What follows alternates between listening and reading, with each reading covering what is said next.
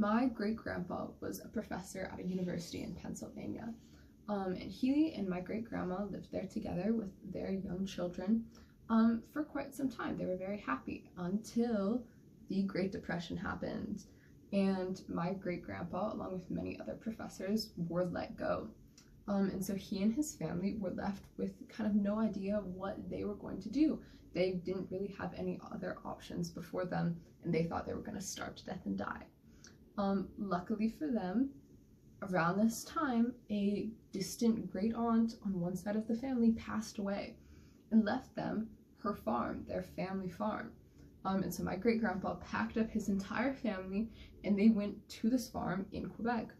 And none of them knew how to farm.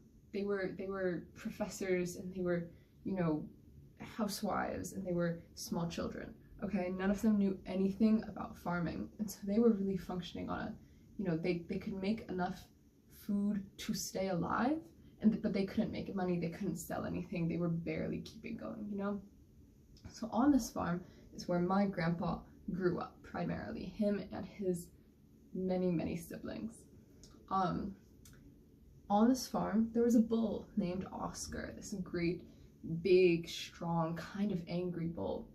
And Oscar was a great plaything for the kids. They would frequently, they would go, when he was in his pen and he couldn't really move his head or his body as much, so he couldn't actually hurt them, they would go, the kids, and they would hang onto his horns, and he would shake his head back and forth, and the kids were holding on. They'd get bounced around on his horns. So they had a lot of great fun with Oscar. But one day, Oscar the bull got out of his enclosure. He disappeared from where he was supposed to be, and no one knew where he had gone. And so my great-grandpa sets off to go find him. He wanders around following the little trail of destruction that Oscar the bull has left until it takes them all the way up into their apple orchard.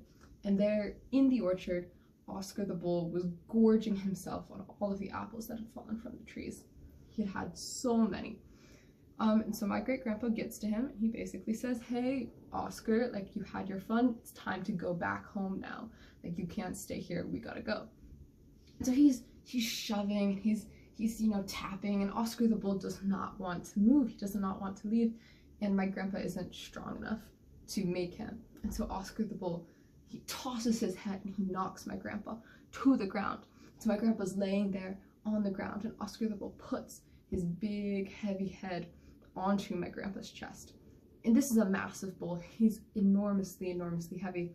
My grandpa can't move, and he knows that Oscar could quite easily crush him and kill him if he felt so inclined.